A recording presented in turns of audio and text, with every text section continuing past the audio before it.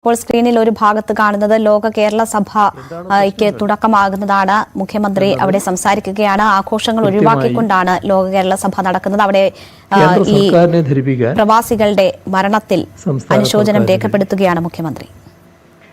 അതൊന്നും വേണ്ട എന്നൊരു സമീപനം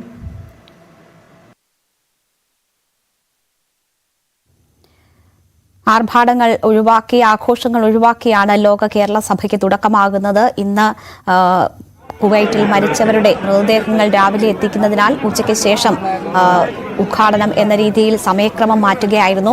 8:30 മൃതദേഹം എത്തുമെന്ന് പ്രതീക്ഷിച്ചിരുന്നത് വൈകിയതിനാൽ ഉദ്ഘാടനവും വൈകി.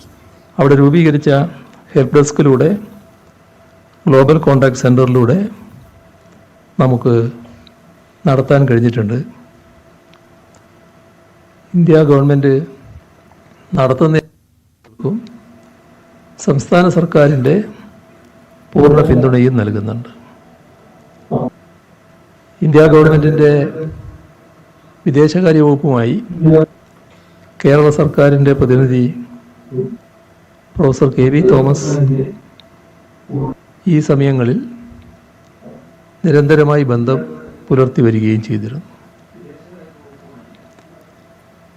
നമുക്ക് ഏത് ദുരന്തം ഉണ്ടായാലും അതിനെല്ലാം മറികടന്ന് മുന്നോട്ട് പോയേ പറ്റൂ. അതുകൊണ്ട് തന്നെ ഈ കാര്യത്തിൽ നമ്മുടെ വികാരം പ്രകടിപ്പിച്ചുകൊണ്ട് സമ്മേളന കാര്യത്തിലേക്ക് നമുക്ക് കടക്കാം. സമ്മേളന നടപടികൾ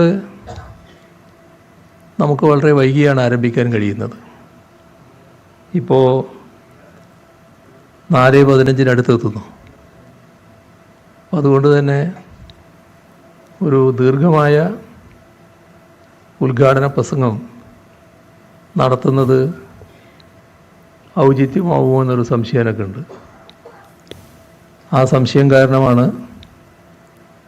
ഒറ്റവാചകത്തിൽ അനുശോചന പ്രമേയം അവതരിപ്പിച്ചത്. കാരണം ധാരാളം നടപടിക്രമങ്ങൾ നമുക്ക് പൂർത്തിയാക്കാനുണ്ട്. ഇന്ന് രാവിലെ മുതൽ ആരംഭിച്ച് പൂർത്തിയാക്കേണ്ട കാര്യങ്ങൾ ഇന്നത്തെ ദിവസം കൊണ്ട് തന്നെ നമുക്ക് പൂർത്തിയാക്കാനാവണം. അപ്പോൾ ഒരു രാത്രി 10 മണി 11 മണിയൊക്കെ ആവുമ്പോൾ പ്രവാസികളായവർക്ക് അതൊരു വലിയ സമയമല്ല. കാരണം അവരെ സമയമായിട്ട് ബന്ധപ്പെടുത്തിയാൽ അത് പ്രയാസം ഉണ്ടാവില്ല. നമ്മുടെ നാട്ടിലാണല്ലോ, അതുകൊണ്ട് അത് കുറച്ചൊരു പ്രയാസമുണ്ടാക്കുന്ന കാര്യമായിരിക്കും. പക്ഷേ ആ പ്രയാസം ഇന്ന് സഹിക്കലേ നമുക്ക് മാർഗമുള്ളൂ. കാരണം ഈ സഭാ നടപടികൾ പൂർത്തീകരിക്കേണ്ടതായിട്ടുണ്ട്. അതുകൊണ്ട് വളരെ വിശദമായ ഒരു ഉദ്ഘാടന പ്രസംഗത്തിലേക്ക് കടക്കാനല്ല ഞാൻ ഉദ്ദേശിക്കുന്നത്. നാം മലയാളികൾ ലോകത്തിൻ്റെ എല്ലാ ഭാഗത്തും ചിതറിക്കിടക്കുന്ന ഒരു ഭാഷാ സമൂഹമാണ്. ഈ തരത്തിൽ ഏതെങ്കിലും കൂട്ടരെ കാണുന്നത് തന്നെ അപൂർവമായിരിക്കും.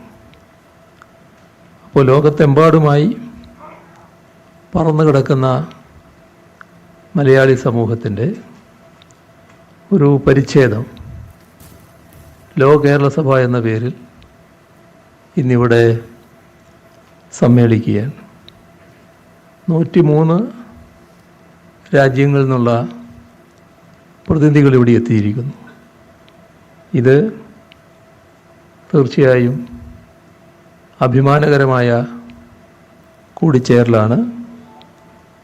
ഈ സഭയിലേക്ക് നിങ്ങളെ ഓരോരുത്തരെയും ഒന്നുകൂടി ഹാർദമായി സ്വാഗതം ചെയ്യട്ടെ.